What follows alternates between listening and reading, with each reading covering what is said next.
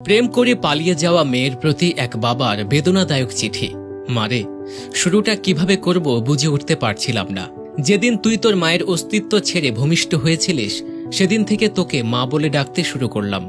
তোকে মা ডাকতে গিয়ে আমার নিজের মা হারানোর ব্যথাটাই ভুলে গিয়েছিলাম। তোর মাও তোকে মা ছাড়া অন্য কোনো নামে কখনো ডাকেনি। বিদ্যালয়ের প্রথম দিন শিক্ষক তোর নাম জিজ্ঞাসা করেছিলেন। তোকে মা বলে ডাকতে ডাকতে তোর নামটাও ভুলে গিয়েছিলাম। আমি তোর নাম বলতে না পারায় সবাই আমাকে নিয়ে হাসাহাসি করছিল। তাই চিঠির ওপরে তোর নামের জায়গায় মা লিখেছি। হঠাৎ করে তুই এভাবে চলে যাবি আমি তা বুঝতেই পারিনি।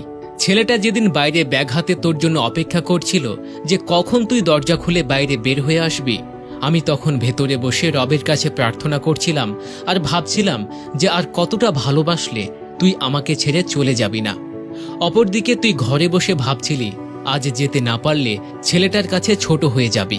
আর আমি ভাবছিলাম তুই চলে গেলে সমস্ত পিতৃ জাতির কাছে কি মুখ দেখাবো।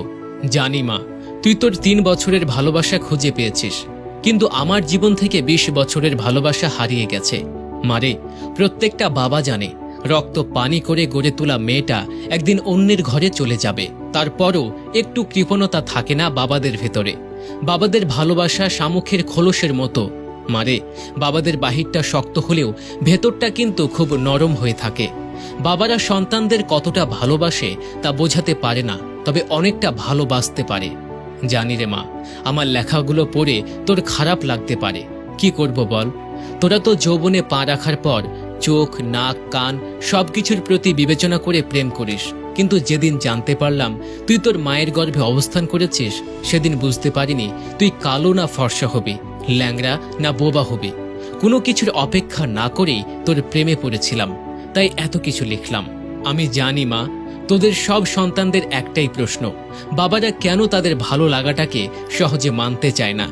উত্তরটা তোর ঘাড়ে তোলা থাকলো। তুই যেদিন মা হবি সেদিন নিজে নিজে উত্তরটা পেয়ে যাবি। তোরা যখন একটা ছেলের হাত ধরে পালিয়ে যাস, তখন ওই ছেলে ছাড়া জীবনে কারো প্রয়োজন অনুভব করিস না, কিন্তু একটা বাবা বোঝে তার জীবনে নিজের মেয়েটার কতটা প্রয়োজন। যেদিন তোর নানুর কাছ থেকে তোর মাকে গ্রহণ করেছিলাম, সেদিন প্রতিজ্ঞা করেছিলাম যে যদি মেয়ে হয় তাহলে মেয়েটাকে তার স্বামীর হাতে নিজের হাতে তুলে দিয়ে তবেই দায়িত্ব থেকে নিজেকে হালকা করব। মারে, বাবার উপর রাগ করিস না।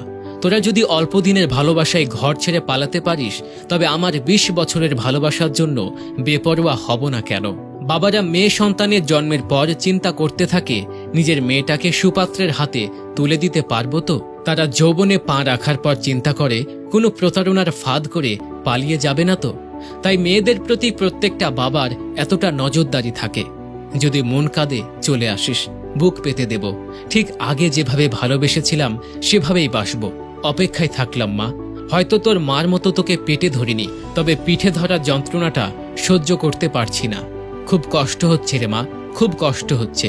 ইতি, তোর জন্মদাতা পিতা। দর্শক, ভিডিওটি কেমন লাগলো? ভালো লাগলে অবশ্যই শেয়ার করুন। আমাদের পেজের নতুন দর্শক হলে পেজটি ফলো করে আমাদের সাথেই থাকুন।